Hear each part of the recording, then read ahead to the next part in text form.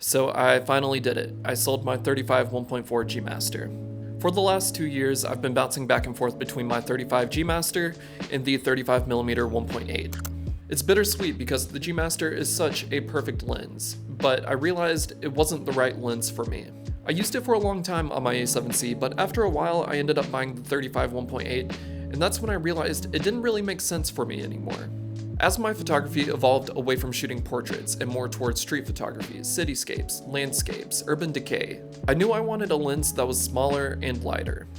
I knew from the beginning that this is far from the best 35mm lens that you can buy for your Sony camera, but I quickly realized it was the right one for me. After switching to it, there was really no looking back. Of course, I missed the aperture ring and the sharpness of the G Master, but I just didn't find it enjoyable to shoot with anymore. There were definitely days where I contemplated switching back to the G Master because I upgraded to the A7CR, and everywhere online you see people say that you need the best, the sharpest lens possible to take advantage of the 61 megapixel sensor of this camera. I would put the lens on and get ready to go out on a photo walk, but I couldn't bring myself to keep the lens on my camera because it just didn't feel right. So it sat in my studio and collected dust. The only time it ever saw any use was for filming these talking head videos. I was scared to actually sell the lens because I still loved it, but I knew I had other lenses that I could film these videos with, like the one I'm using right now. But as of today, I have parted ways with it. 35mm is my favorite focal length, and it was announced on my birthday, so I thought in my head that it was a sign from the universe that this lens was meant for me. But it wasn't, and this lens is. And even though it's by no means the best lens, I've taken some of the best photos of my career with it.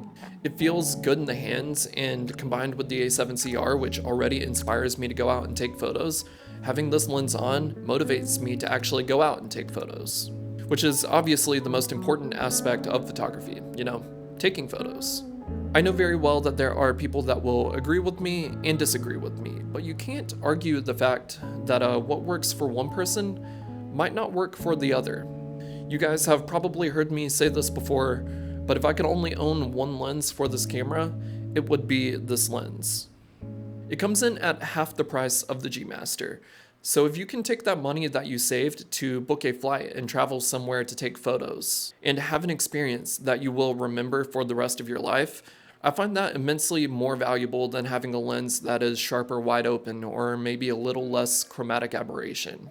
Contrary to popular belief, if you watch any kind of photography or filmmaking YouTubers, you obviously do not need the best of the best.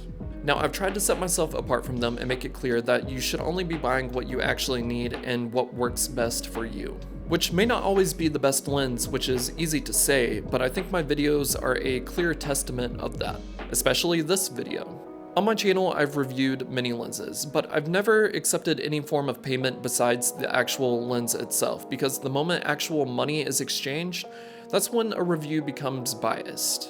And for every review that I have made where a company has sent me the lens, I've made it and then I've posted it with no intervention from whoever sent it to me. This may be the most unconventional indirect lens review I've ever made, but I think this is what really matters.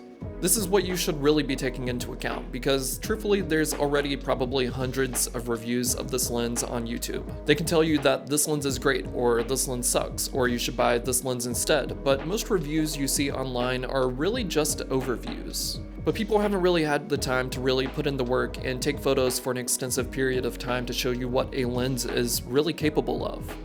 So after 2 years of owning this lens and using it on my original A7C and now my A7CR, I can honestly say that if I could only own one lens, it would be the 35mm 1.8. And the only way I would ever replace it is if Sony decided to update it, give it that G badge of honor and maybe an aperture ring, then I would definitely replace it. So it would basically be a mini version of the G Master, but I'm not really expecting Sony to do that anytime soon, if ever. Now let's actually talk about this lens a little bit more in depth without getting too off topic. When I'm deciding what lens I want to use, I normally base that off of 3 things: size, sharpness, and enjoyment. And the 35 1.8 excels in all of those categories. In terms of size, it is fairly compact, obviously not nearly as compact as the 24 and the 50G, which also pair greatly on the A7CR, but that is mainly due to the larger aperture. Regardless, I can still fit all 3 of these lenses in my camera bag with 0 issues. As for sharpness, it's definitely not the sharpest wide open, but it's still good enough, and most of the time I stop down to f4 anyways. So if I'm shooting portraits wide open and I obviously want the subject to be sharp, with this lens I still don't have to worry about that. And if I'm shooting some kind of cityscape or landscape where I want the foreground to be out of focus, then I know I don't have to worry about whatever the subject of the image is being in focus and sharp. And for enjoyment, I think I've made it pretty clear in this video that I love using this lens, even more so on the A7CR and the A7C II. Because my main problem with this lens is the lack of an aperture ring, which on the original A7C, with there being no front dial, made it kind of annoying to change my aperture. But obviously with the addition of the front dial on the A7C II and the A7CR, that is no longer a problem. Although an aperture ring would still be nice. So that is how I determine whether a lens is a good fit for me, and obviously this lens checks all of those boxes.